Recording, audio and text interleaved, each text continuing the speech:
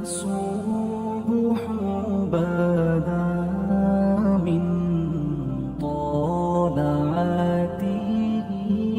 حضرت فضیل بن عیاض رحمۃ اللہ علیہ ڈاکو تھے، اور نرے ڈاکو نہیں تھے، ڈاکوؤں کے سردار تھے. تو ارشاد فرماتے ہیں کہ میرا طریقہ یہ تھا کہ میں ایک پورے قافلے کی صورت میں حملہ کرتا تھا تو لوگ ڈرا کرتے تھے اگر کہ فضیل بن عیاض کے ڈاکوؤں نے حملہ کیا تو پھر نہیں بچتے. ایک دن گزر رہا تھا تو ایک قاری صاحب آیت پڑھ رہے تھے، لا تقنطوا من رحمت اللہ، اللہ کی رحمت سے کبھی نا امید نہ ہونا، ان اللہ یغفر الذنوب جمیعا، بے شک وہ سارے ہی گناہ معاف کر دے گا. آپ فرماتے ہیں میرے دل میں بات اثر کر گئی.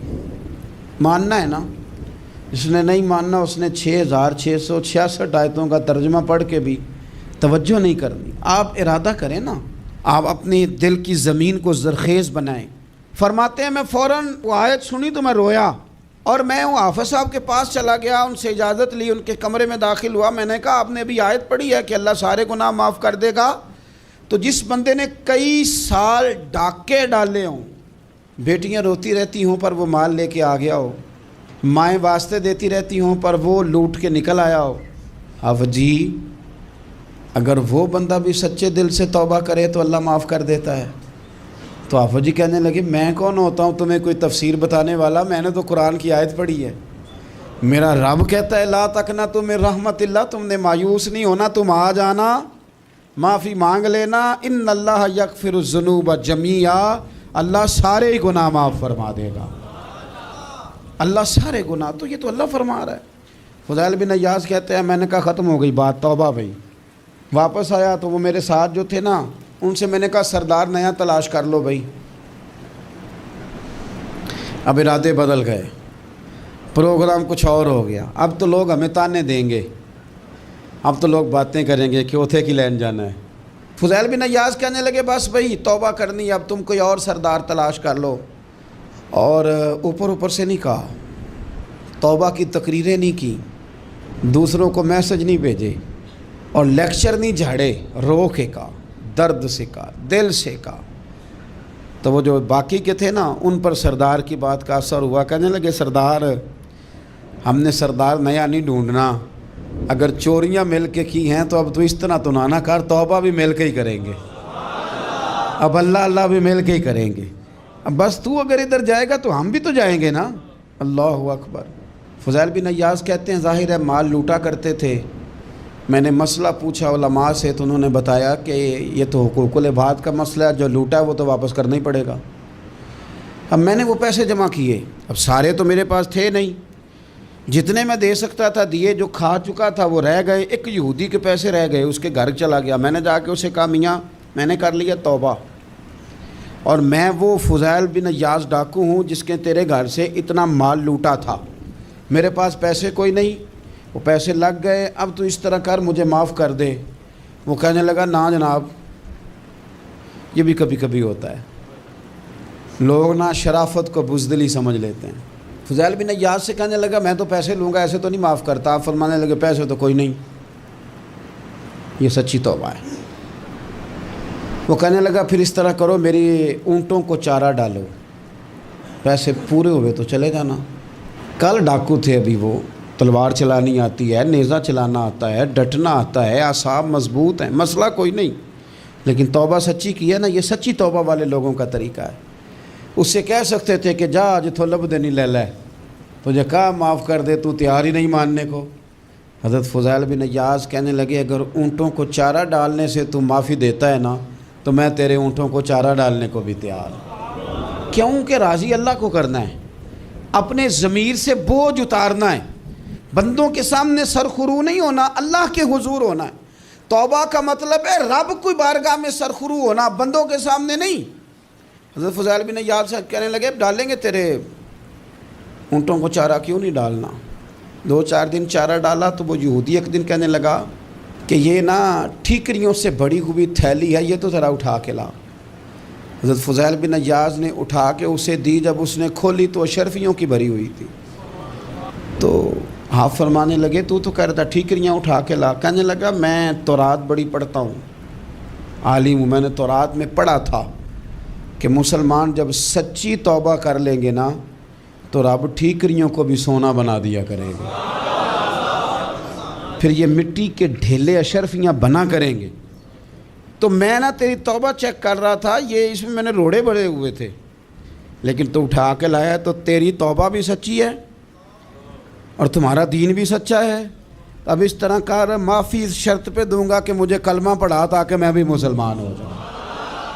حضرت جنید بغدادی رحمت اللہ تعالیٰ علیہ تقریر کر رہے تھے تو ایک شرابی پہ اثر ہو گیا، دوڑا ہوا آیا، کہنے لگا حضور ہر روز شراب پی ہے، 40 سال ہو گئے شراب پیتے، آپ کی باتیں دل کو لگ گئی ہیں، لیکن آج توبہ کروں گا تو اللہ معاف کر دے گا۔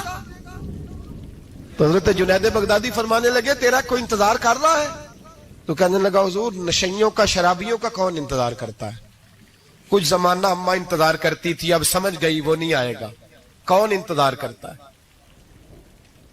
سمجھ گئی وہ نہیں آئے گا۔ کچھ عرصہ بیوی نے انتظار کیا، سمجھ گئی کسی نالی میں پڑا ہوگا نہیں آئے گا۔ بہن بھائی بال بچے انتظار کرنا چھوڑ گئے، اب میرا کوئی نہیں انتظار کر رہا۔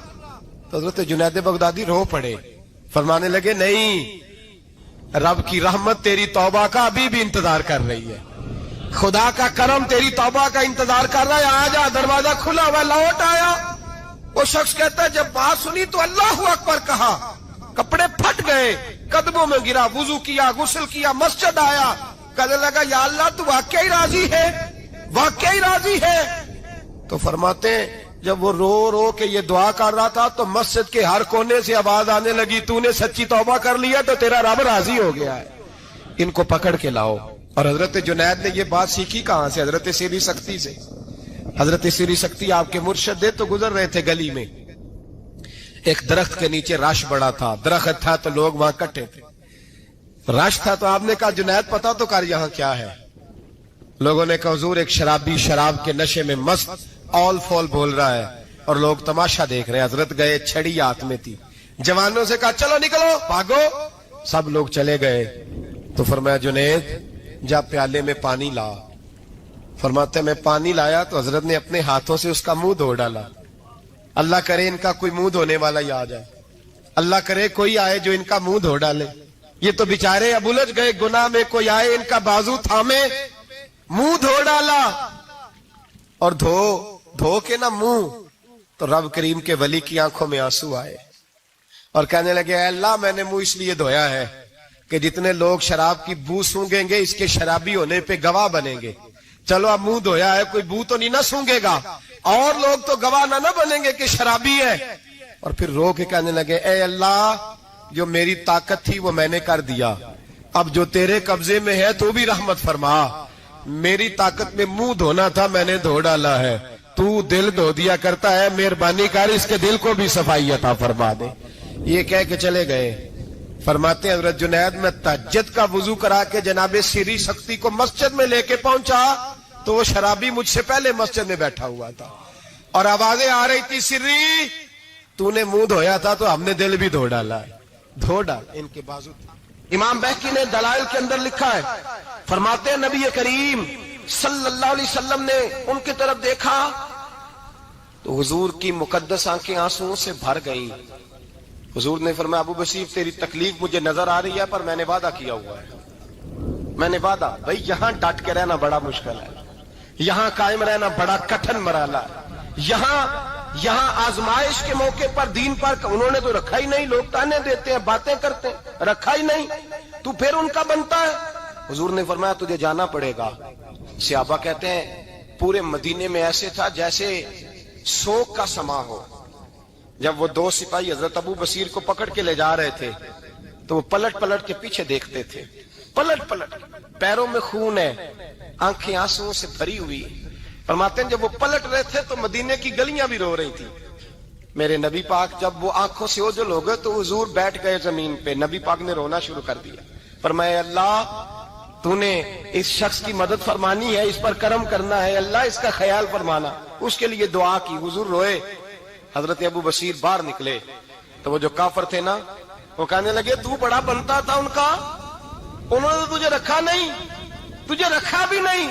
تو حضرت ابو بصیر نے تھپڑ مارا منہ پہ، کہنے لگے میں وہ نہیں جو تھوڑی سی بات سے بدل جاؤں، ایمان یقین اور استقامت کی دولت ملی ہوئی ہے۔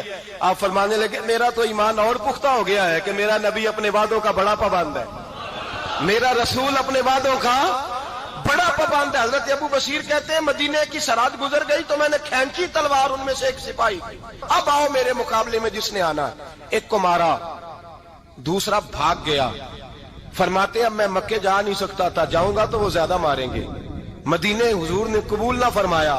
فرماتے ایک جنگل میں جا کے العیس نام کی ایک بستی تھی، وہاں ڈیرا لگا لیا، دریا کے کنارے پانی پی لیتا، پتے کھا لیتا، تن تندور ہڈاں دا بالن تے اسی ہاواں نال تپایا، کپ کپ مکیاں پیڑے کیتے تے اتوں صبر پلے تھن لایا، تن دی ہانڈی تے من دا سالن اتے لون صبر دا پایا۔ غلام فریدا وے میں ساری تیری، غلام فریدا وے میں ساری تیری، تینوں اجے یقین نہیں آیا؟ فرماتے سالوں پتے کھائے، اب جو بھی وہاں سے تنگ ہوتا وہ میرے پاس آ کے پناہ لیتا، جس کو مکے والے مارتے میرے پاس آ کے کہتے تانے دینے والے آ کے کہتے ہو تم کس طرح کے نوکر ہو، تمہیں تو انہوں نے رکھا ہی نہیں۔ ہم نے کہا چپ کر جا، وہ ہمارے آقا ہیں، وہ ہمارے آقا ہیں، رکھیں تب بھی ٹھیک ہے، نہ رکھیں اللہ اکبر۔ ایمان دیکھو، قوت دیکھو، جیڑیاں خسماں دی وچ رضا بسن پاگ جاگ جاندے انہاں گولیاں دے تے میں گڈی ہتھ ڈور سجن دے، او جنج رکھے اونج رہنا ہے، واجب نہیں جے وچ شریعت مندہ قسم نو کہنا۔ فرمایا بس ٹھیک ہے، جس طرح حضور راضی ویسے ہی ہم راضی۔ حضرت ابو بصیر رضی اللہ تعالیٰ عنہ کے پاس 300 صحابہ اکٹھے ہو گئے، 300۔ حضرت ابو بصیر جب مدینے کی سرحد سے گزر رہے تھے نا تو نبی پاک نے ایک آواز دی تھی، فرمایا ابو بصیر ایک وقت آئے گا کہ میرا پیغام تجھ تک پہنچے گا، ایک ٹائم آئے گا۔ حضرت ابو بصیر سے جب کوئی کہتا نا کہ زندہ کس بات پہ ہو تو فرمانے لگے مصطفیٰ کے فرمان پہ بڑا یقین ہے، بلاوا آئے گا، مجھے بلاوا، مجھے یقین ہے کہ مجھے بلاوا، بڑی امید ہے سرکار قدموں میں بلائیں گے، اور کرم کی جب نظر ہوگی مدینے مجھے یقین ہے کہ مجھے بلاوا۔ حضرت ابو بصیر رضی اللہ تعالیٰ عنہ فرماتے ہیں کہ وقت گزرتا گیا، 300 لوگ اکٹھے ہو گئے۔ جب کوئی مسلمانوں کا قافلہ مکے کے پاس سے گزرتا تو مکے والے لوٹ لیتے تھے۔ حضور نے بھی اجازت دی مدینے والوں کو، اگر ان کا قافلہ کوئی آئے تمہیں بھی حملے کی اجازت ہے، کفر کا مال مال غنیمت ہے۔ حضرت ابو بصیر کہتے ہیں جب بھی ہمارے قریب سے وہ رستہ تھا شام کی طرف جانے کا، جب بھی کافر گزرتے ہم ان کے قافلے پکڑ لیتے، لوٹتے، ہم بھی ان کو اس طرح کی سزا دیتے جو مسلمانوں کو دیتے تھے۔ فرماتے ان کا جینا محال ہو گیا، ہاتھ باندھ کے نبی پاک کی بارگاہ میں گئے، کہنے لگے یہ شرک ختم فرما دیں اور آپ ان کو بلا لیں، بلا لیں۔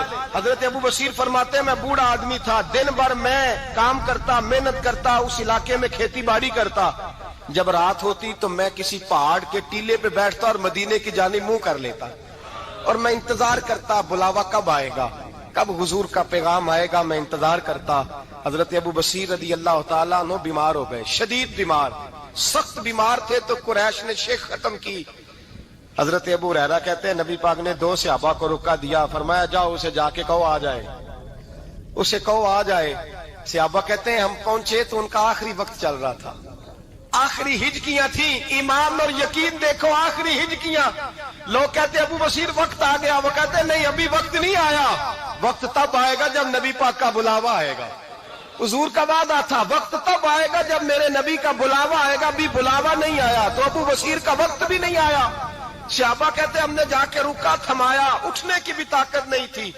جب حضور کا رکا لیا نا تو دونوں یوں مٹھیاں بند کر لی، گویا جھوم جھوم کے نعرے لگانے لگے آؤ دیکھو میرے نبی کے وعدے کتنے سچے ہیں، آؤ دیکھو حضور کے وعدے۔ چومتے حضور کا نامہ سر پہ رکھتے، سینے سے لگاتے، اور کہتے ہیں پھر بلند آواز سے کلمہ پڑھنے لگے، کہنے لگے حضور میں حاضر ہوا، یا رسول اللہ میں آیا، کہتے بلند آواز سے کلمہ پڑھا اور ان کی روح پرواز کر گئی، ان کی روح پرواز کر گئی۔ نبی رحمت صلی اللہ علیہ وسلم کے غلاموں کا یقین، اعتماد اتنے اعلیٰ درجے کا، کمزور مسلمان، دائیں بائیں دیکھتا مسلمان، کفر کے وعدوں پر اعتبار کرتا، یہودی عیسائی اور سکھ کے وعدوں پر اعتبار کرتا، دنیا دار ٹھگ اور چور کے وعدوں پر اعتبار کرتا، یہ رب کریم کے وعدے پر اعتبار نہیں کرتا، یہ اللہ رسول کے ساتھ اپنی توجہ کو مبذول نہیں کرتا۔ میرے رسول کریم سید عالم صلی اللہ علیہ وسلم کے غلاموں نے اعتماد کر کے، یقین کر کے ہمیں بتلایا ہے، کہ جب تیرے پاس یقین کی دولت ہوتی ہے پھر تو دنیا کا طاقتور آدمی ہوتا ہے، جب تیرے پاس ایمان کی قوت ہوتی ہے تو دنیا کا سب سے مضبوط شخص ہوتا ہے۔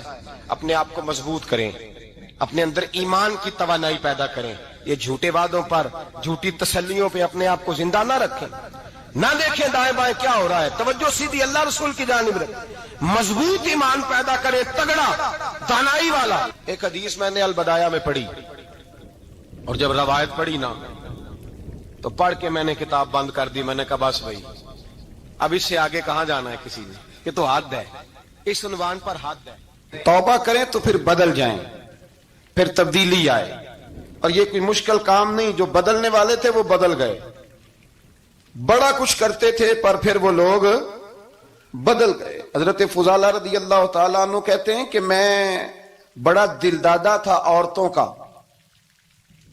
اور میرا ماحول یہ تھا کہ میں قتل بھی کر لیتا تھا، معاذ اللہ چوری بھی کر لیتا تھا، اور رات میری طبیعت تھی معاذ اللہ نئی سے نئی عورت کے پاس جانا۔ کہتے ہیں ابو جہل نے اعلان کیا کہ جو نبی پاک علیہ السلام کا سر اقدس معاذ اللہ کاٹ کے لائے گا، نقل کفر کفر نہ باشد، 100 سرخ اونٹ انعام ملے گا۔ تو میں نے ارادہ کر لیا کہ میں بہت سارا انعام حاصل کروں گا۔ قرآن مجید میں نا اللہ فرماتا ہے کہ بہت سارے لوگ ایسے ہیں جنہیں اگر میں رزق میں کشادگی دے دوں، زیادہ پیسے دے دوں، فرمایا باغی ہو جائیں، وہ سرکش ہو جائیں۔ یہ بہت سارے لوگوں کو جو اللہ تبارک و تعالیٰ اعتدال میں رکھتا ہے تو یہ ان کے لیے بہتر ہے۔ ہر بندہ دولت کے ہوتے ہوئے نیک ہو سکتا، تو یہ اللہ اگر رکھتا ہے نا اعتدال میں تو شکر کرے اللہ کا، ورنہ تو لوگ عیاشیاں کریں، پتہ نہیں کیا کچھ کر گزرے۔ تو حضرت فضالہ کہتے ہیں کہ میں نے خنجر تیار کیا اور میں نے بغل میں اس کو چھپایا، اوپر میں نے چادر اوڑھ لی۔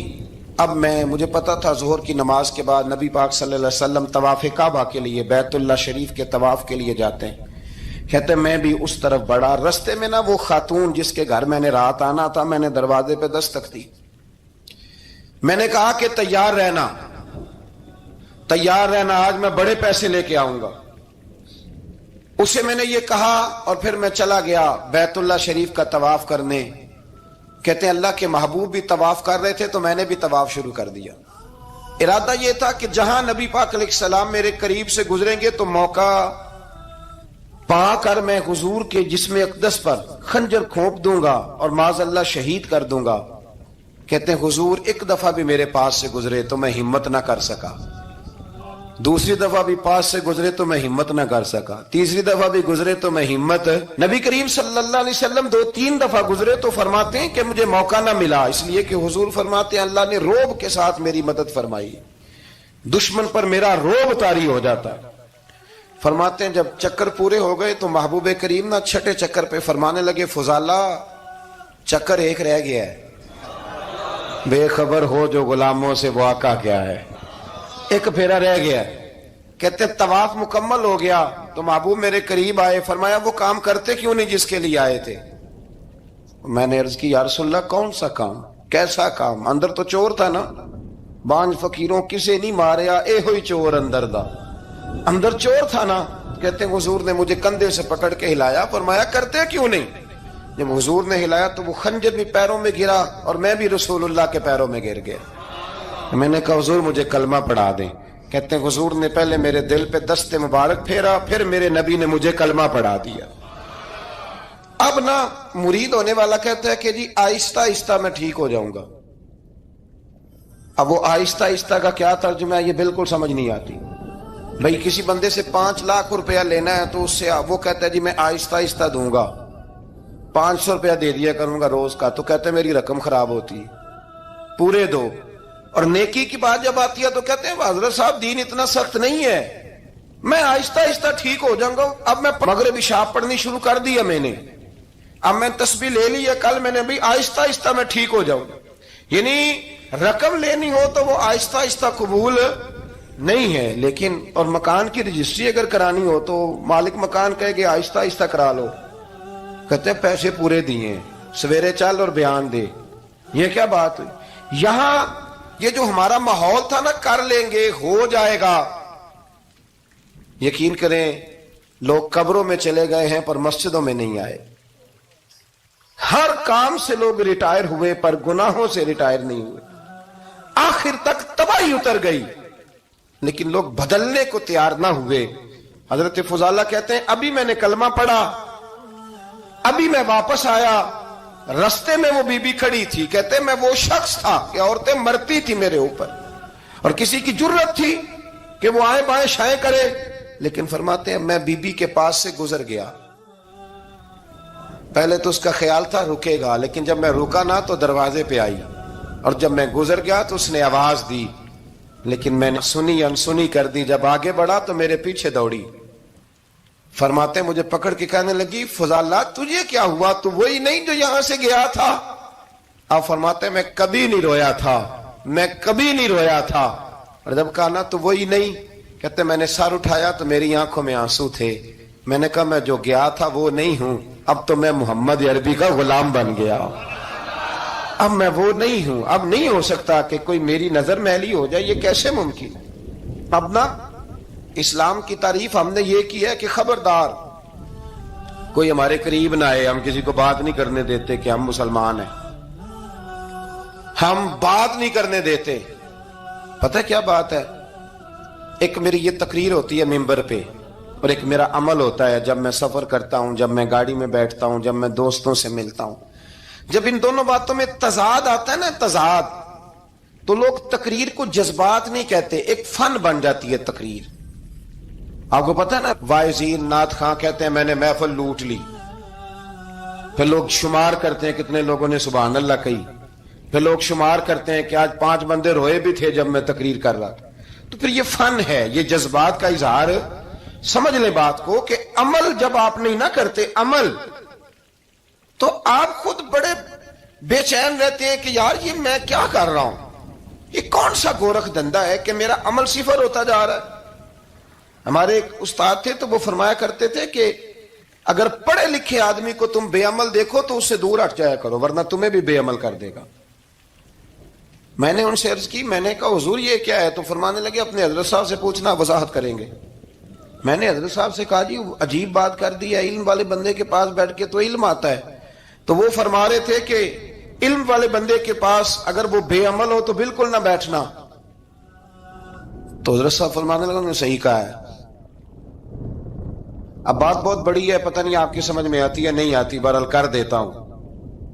पढ़ा लिखा बंदा अगर बेअमल हो तो उसके पास, तो मैंने कहा हुजूर क्यों? फरमाने लगे इसलिए कि वो अपनी बेअमली पर भी दलाइल देगा, वो बेअमली पर भी दलीलें कायम करेगा कि ये वजह है तो इसलिए मैं ऐसे कर रहा हूं। तो चूंकि वो बेअमल है और है पढ़ा लिखा, नबी करीम सल्लल्लाहु अलैहि वसल्लम के गुलाम ना पल भर में बदल जाते थे।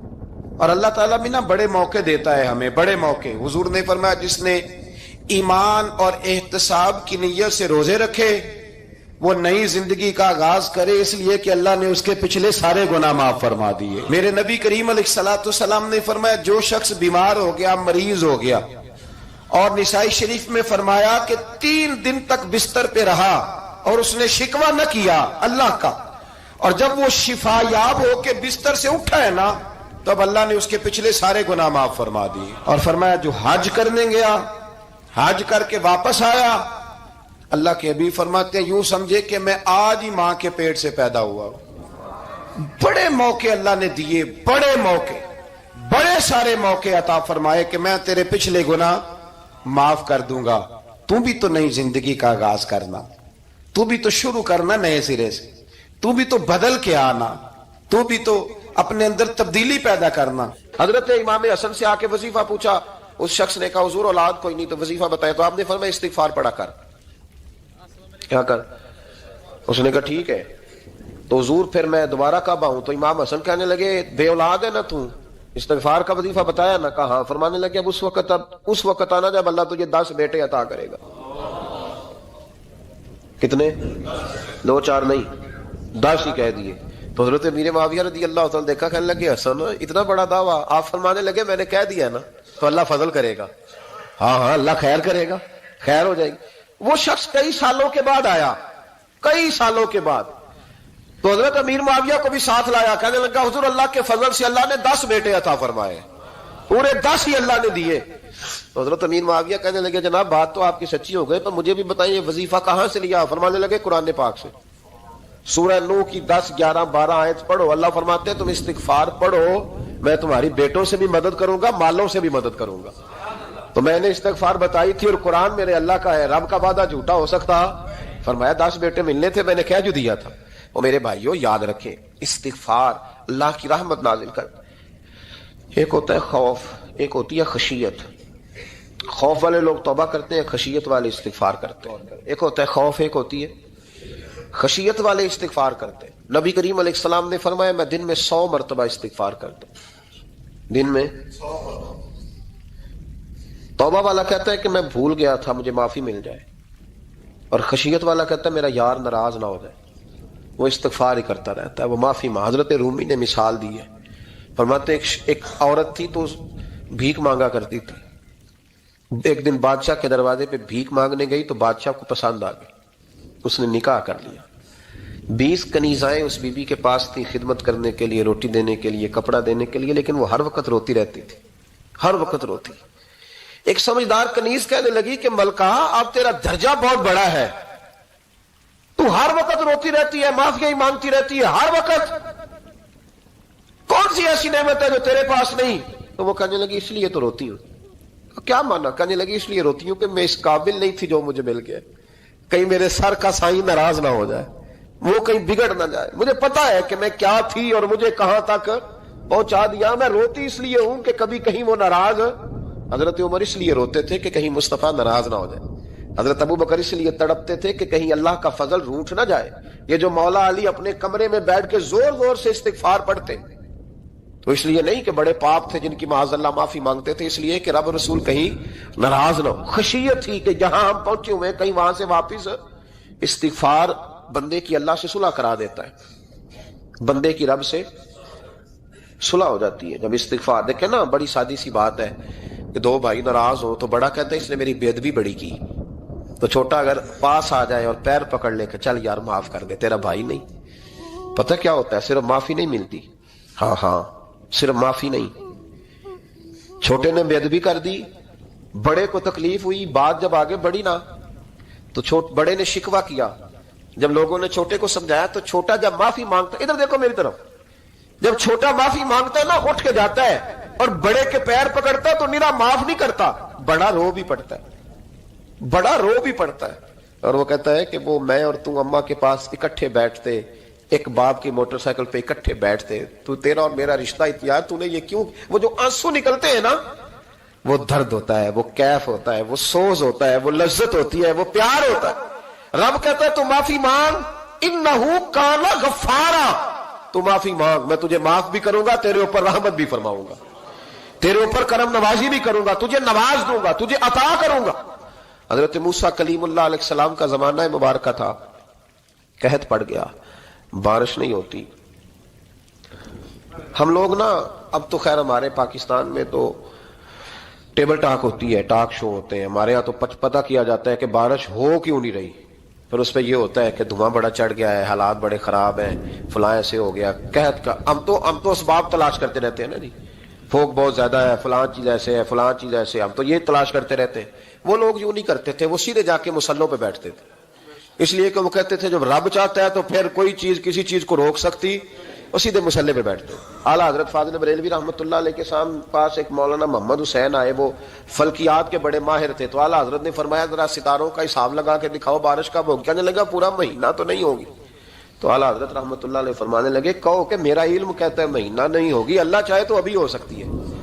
کہنے لگا جی وہ تو ٹھیک ہے پر میرا علم, وہ جیسے روز لوگوں نے پیر نیٹ ٹو سین شاہ صاحب نہیں کھولے ہوتے کہ بارش کب آئے گی, اور اس کی طرف نہ دیکھ, مسلے پہ بیٹھ, مہربانی کر مسلے پہ بیٹھ, اللہ کی بارگاہ میں حاضر ہو, اس سے معافی مانگ, اسے منا تاکہ وہ رحمت کی بارش. کہنے لگا جی میرا علم کہتا ہے. تو اعلیٰ حضرت فرمانے لگے پھر وہی بات, تو کہہ اللہ چاہے تو بارش ابھی, لیکن یہ جو اڑ گئے ہیں نا بیچارے, یہ اڑ ہی گئے ہیں, یہ جہاں الجھ گئے ہیں وہاں یہ لوگ الجھ گئے, اللہ ہمیں الجھنے سے محفوظ فرمائے. تو اعلیٰ حضرت اٹھے تو فرمایا ٹائم کیا ہوا ہے گھڑی پہ. کہنے لگا جی 12. تو اعلیٰ حضرت نے گھڑی گھمائی, اب کیا بج گیا؟ کہنے لگا 4 بج گئے. فرمانے لگے بج گئے نا 4. کہنے لگا جی آپ نے گھڑی گھما جو دی ہے. فرمانے لگے اللہ بھی جب چاہے تو ستارے گھما دیتا ہے, اللہ بھی ستارے گھما دیتا ہے بارش. کہنے لگا جی وہ تو ٹھیک ہے پر مہینہ نہیں ہو سکتی. اڑا ہوا بندہ اس کا کوئی علاج ہے جو اڑ جو جائے. اس کے لیے قرآن کہتا ہے وَإِذَا خَاطَبَهُمُ الْجَاهِلُونَ قَالُوا سَلَامًا. اسے سلوٹ کرو دور سے, اسے کو تو جان اور تیرا.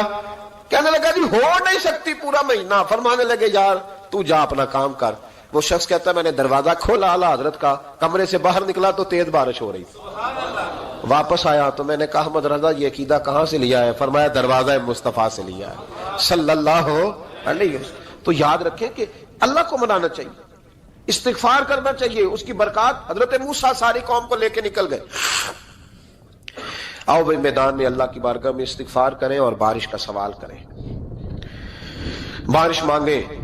جب باہر نکلے دیر تک دعائیں ہوتی رہیں تو حضرت موسیٰ علیہ السلام کو رب کریم نے وحی فرمائی کہ موسیٰ آپ کی قوم میں نے ایک شخص ہے جس کو 40 سال ہو گئے نافرمانی کرتے, اس نے رب سے صلح نہیں کی. کتنے لوگ ہیں؟ ایک. اور 40 سال سے وہ نافرمان ہے, اس کو مجمع سے نکال دو بارش ہو جائے گی. اگر ایک گناہ گار کی وجہ سے بارش رک جاتی ہے اور جہاں دروازے کھلے ہوئے ہوں, جہاں تنہائیاں خوفناک ہوں, اور جہاں تباہی اتری ہوئی ہو, اور جہاں لوگ کروڑوں روپیہ مال ہڑپ کر گئے ہوں, اور جہاں علماء کو ہتھ کڑیاں لگا کے ٹھنڈی زمینوں پہ لٹا دیا جائے اور قوم کہہ رہی ہو اچھا ہوا اچھا ہوا, اور لوگ پھبتیاں اڑا رہے ہوں, مذاق کر رہے ہوں, تو پھر اس قوم پہ کس طرح کر کے فضل الہی. اور یہ مولوی کا معاملہ نہیں, یہ تو ممبر رسول کا معاملہ ہے. میرے مصطفیٰ نے یہ نہیں کہا پیر میرا وارث ہے, حضور نے فرمایا عالم میرے دین کے وارث ہے. ہاں حضور نے فرمایا جس نے عالم کے چہرے کا دیدار کیا سمجھے میں نے اپنے نبی کی زیارت کی ہے. لیکن یہاں تو خیر یہ عنوان نہیں, ورنہ میں اس پر جاتا. تو کہا ایک بندہ ہے 40 سال سے اللہ کی نافرمانی کر رہا ہے, وہ اگر نکل جائے تو بارش ہو جائے گی. حضرت موسیٰ نے اعلان کر دیا بھی ایک شخص ہے, وہ اگر نکل جائے تو بارش ہو جائے گی. پتہ تو ہوتا ہے نا سب کو, مجھے بھی پتہ ہے کہ میں اندر سے کیسا ہوں, اور آپ کو بھی خبر تو ہوتی ہے نا جی. جب بات ہو رہی ہوتی ہے تو پھر پتہ تو چلتا ہے نا کہ بات کہاں جا کے سیٹ ہو رہی ہے, پتہ چلتا ہے نا. اسے بھی چل گیا پتہ, اب اندر ہی اندر رونے لگا. اور دیکھو امام رازی اور امام غزالی دونوں نے لکھا ہے کہ اس درد سے رویا, اس درد سے کہ ادھر والے کو بھی پتہ نہ چل جائے, مجمع کے اندر کھڑا ہے اور ادھر والے کو بھی استغفار. دیکھو ادھر والے کو بھی پتہ نہ چل جائے اور ادھر والے کو بھی کہیں ہجوم میں غم میں بھی توہین ضبط غم نہ ہوئی. ہم اس احتیاط سے روئے کہ آنکھ نم نہ ہوئی, ہجوم میں غم میں بھی توہین ضبط غم نہ ہوئی. ہم اس احتیاط سے روئے کہ آنکھ نم نہ ہوئی, روئے بھی پر کسی کو آنسو نہیں دیکھنے دیے. اب اس درد سے کہتا ہے اللہ تو تو معاف کرنے والا ہے نا, تو تو معاف کرتا ہے, پردہ پوشی کرتا ہے. اور مالک اگر لوگوں کو پتہ چل گیا تو میرے تو بچوں کا بھی جینا حرام کر دے گا. یا اللہ میری تو آنے والی نسل بھی تڑپ کے وقت گزارے گی. مالک تو معاف کر دیا کرتا ہے, لوگ نہیں معاف کرتے. اے اللہ یہ میری خوبیاں بھول جائیں گے, میری خامیوں پر بات. مالک میں یہ ذلت نہیں برداشت کر سکتا, فضل فرما. حضرت موسیٰ نے دوبارہ اعلان کیا نکلتے ہو کہ نہیں نکلتے؟ پھر تڑپا خدا بندہ مجھے بے آبرو نہ کر, یہ ذلت اور رسوائیاں یہ نہیں برداشت ہوتی. اللہ درگزر. حضرت موسیٰ نے تیسرا اعلان کیا نکلتا ہے یا میں پھر اس کا نام لوں, اللہ سے پوچھ کے نام لوں اس کا, بتاؤ کون ہے. اب تو تڑپ گیا, کہنے لگا مالک میں تیری بارگاہ میں استغفار کرتا ہوں, آئندہ نہیں کرتا, آئندہ نہیں کرتا. یہ لفظ ادا کیے, بندہ کوئی بھی نہیں نکلا. رب کریم نے بارش عطا کر دی, تیز بارش. جب برسی نا تیز بارش, لوگ تو مین دیکھ کے دوڑ گئے. تو حضرت موسیٰ کہنے لگا یا اللہ مجھے بھی تو بتا, تو نے کہا تھا کہ جب تک بندہ نہیں نکلتا بارش نہیں ہوگی. تو نکلا کوئی بھی نہیں, بارش ہو گئی, ماجرا کیا ہے؟ تو رب کریم نے فرمایا موسیٰ بس اس نے مجھ سے صلح کر لی, اس نے مجھ سے صلح کر لی. اور امام غزالی نے لفظ لکھے حضرت موسیٰ نے پوچھا, حالانکہ اللہ اپنے نبیوں کو غیب کے خزانے دیتا ہے, پوچھا کہ اے اللہ مجھے اس کا نام بتا دے. تو رب کریم نے فرمایا موسیٰ جب گناہ گار تھا تب نہیں کسی کو بتایا, جب پاپی تھا تب نہیں بتایا, جب مجرم تھا تب نہیں بتایا, اب کیسے بتا دوں؟ فرمایا اس کی میری صلح ہو گئی ہے. اور فرمایا جو بارش نہیں نہ ہو رہی تھی وہ بھی اس کی وجہ سے نہیں ہو رہی تھی, اب جو ہوئی ہے نا تو یہ بھی اسی کی وجہ سے ہوئی ہے. یہ بارش اب جو ہوئی ہے تو یہ بھی یہ اس گناہ گار کے سبب سے. اپنی راتیں اللہ کے ساتھ گزارے, مصلی پہ بیٹھے. میرے صاحب رحمۃ اللہ علیہ سے جب کو کہتا نا کہ بڑا پریشان ہوں تو کچھ بتائیں, تو فرماتے آج رات مصلی پہ بیٹھ کے اپنے رب سے بات کرنا, میں بھی بات کروں. بندوں کو دکھ بتانے سے عزت میں کمی آتی ہے, اور اگر اللہ کو بندہ اپنے دکھ بتائے تو اللہ عزتیں بڑھا دیتا ہے. ترمذی شریف کی حدیث ہے، نبی پاک علیہ السلام نے فرمایا اگر تو دنیا داروں کو دکھ بتائے گا تو اللہ تجھے غنی نہیں کرے گا، اور اگر تو اپنے رب کو بتائے گا تو اللہ بڑی جلدی تجھے دنیا سے بے نیاز کر دے گا، تجھے لوگوں کی ضرورت نہیں رہے گی۔ استغفار کریں، کثرت سے کریں، ذوق سے کریں، مصلی آباد رکھیں، ہر شے دیکھو نا، جس طرح کھانے کی میز آباد رہتی ہے، بستر آباد رہتا ہے، ہمارے دیگر معاملات، اگر مصلی نہ آباد رہے تو روح بے چین رہتی ہے، طبیعت بے قرار رہتی ہے۔ انسان، میں نے دیکھا ہے بڑے بڑے سمجھدار لوگ پاگلوں جیسی زندگی گزار رہے ہیں، بولتے جا رہے ہیں، بولتے جا رہے ہیں، بولتے جا رہے ہیں، ایسے کسی کو کوئی خبر کہ 6 فون اٹھائے ہوئے ہیں، ایسے جیسے ڈسٹرب ہو گئے مینٹلی طور پر۔ وجہ کیا ہے کہ ان سے جان نہیں چھڑاتے۔ کبھی سارے موبائل بند کر کے نا، سارے بچے ہر چیز سائڈ پہ کر کے مصلی پہ بھی آنا چاہیے، اور مالک تو بڑا ہی کریم ہے، اللہ تو بڑے کنز المال کی حدیث سنا کے بعد سمیٹتا ہوں۔ نبی پاک صلی اللہ تعالی وسلم فرماتے ہیں ایک شخص تھا بنی اسرائیل میں، بڑا مالدار تھا، تو پھر اس پہ غربت آ گئی۔ جب غربت آئی تو رو پڑا، کہنے لگا اے اللہ میں غریب ہو گیا ہوں، میری مدد فرما، میں نے بڑی نافرمانی کی ہے تیری۔ مالدار جب تھا تو بڑی موج کر، یا اللہ میں نے بڑی اب نہیں کروں گا، مجھے اس غربت سے نکال۔ تو اللہ نے فرشتوں سے کہا کہ دے دو جو مانگتا ہے۔ تو فرشتے کہنے لگے یا اللہ یہ توبہ کر کے نہیں آیا، ڈر کے نہیں آیا، یہ تو الجھ گیا تب آیا ہے، یہ تجھ سے ڈر کے ہوتا ہے نا ایسے کہ لوگ اللہ سے نہیں ڈرتے جتنا غربتوں سے معاذ اللہ ڈرتے ہیں۔ یا اللہ یہ تو وہ الجھ گیا تب آیا۔ تو اللہ نے فرمایا پتہ مجھے بھی ہے، لیکن آ تو گیا ہے نا، چلو دے دو۔ تو کہا یا اللہ اگر دے دیا تو دوبارہ نہیں آئے گا۔ فرمایا اس کا بھی مجھے پتا ہے، تم دے دو۔ اسے دے دیا۔ جب دولت مل گئی نا تو کہنے لگا اوہو وہ تو میں نے اس طریقہ سے استعمال کیا اس لیے کامیاب ہو گیا۔ پھر کچھ وقت گزرا تو پھر الجھ گیا، پھر قرضے چڑھ گئے، پھر سارے علاج کہنے لگا یا اللہ اب نہیں کرتا، اب معاف کر دے۔ 70 دفعہ توبہ کی اور 70 دفعہ توڑی۔ حبیب کریم فرماتے ایک دن بستر پہ تھا، آسانی تھی، 70 دفعہ فرشتوں نے کہا یا اللہ یہ جھوٹا ہے، جھوٹ بولتا ہے، یہ تو غربت ہے، یہ تو تیری بارگاہ میں آیا ورنہ کبھی نہ آتا، بیمار ہوا ہے تو آیا، اس کا تو بچہ بیمار ہوا ہے تو آیا ورنہ کبھی نہ آتا۔ 70 دفعہ توبہ توڑی۔ ایک دن رات کو بستر پہ لیٹا تھا، دولتیں بھی تھی، آسانیاں بھی تھی، دل میں خیال آیا میں کتنا جھوٹا ہوں، جب الجھ جاتا ہوں تو اس کے دروازے پہ جاتا ہوں اور وہ کتنا کریم ہے، مجھے خالی نہیں لوٹاتا۔ تڑپ اٹھا، آنسو نکل گئے، اٹھ کے مصلی پہ کھڑا ہوا تو رب کریم نے فرشتوں سے فرمایا کھول کے دیکھو دروازے، آج یہ غربت کی وجہ سے نہیں آیا، آج میرا بن کے آیا ہے۔ تو یا اللہ پہلے تو دولت دیتا تھا، آج کیا دے گا؟ تو محبوب فرماتے اللہ فرماتے اب میں اسے بغیر حساب کتاب جنت عطا کروں گا۔ استغفار کریں، اس کے حضور حاضری دیں۔ جس طرح سارا کچھ چھوڑ چھاڑ کے لوگ کہتے ہیں کہ 1 مہینہ میں نے کسی سیاحتی مقام پہ رہنا ہے، میں نے اب کسی ٹھنڈے علاقے میں چلے جانا ہے، برف باری دیکھنی ہے، سیر کرنی ہے، 10 دن کی چھٹیاں وہاں گزارنی ہے، چلو 7 چھٹیاں وہاں گزار لو، 3 دن اپنے اللہ کے ساتھ گزارو، روزے رکھو، دن کو رات کو قرآن شریف پڑھو، تلاوت، کچھ وقت دو اللہ کے ساتھ حضور پر درود و سلام بھیجنے کے لیے، نبی پاک کی نعت کے لیے، اذکار کے لیے، بزرگوں کے لیے، پھر دیکھنا اللہ روح کو کتنا سکون دیتا ہے۔ آخر دعوانا ان الحمدللہ رب العالمین۔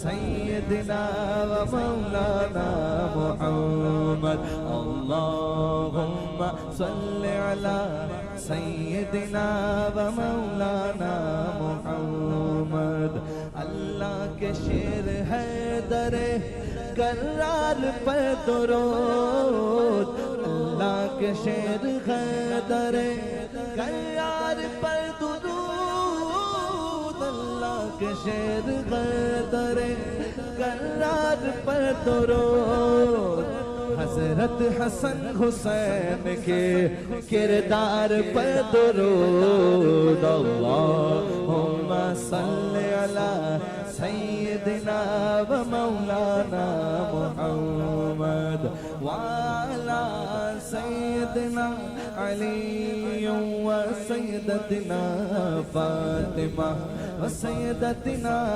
زینب و سیدنا حسن و سیدنا حسین وعلا آلہ و صحبہ و بارک وسلم زینب کی بارگاہ میں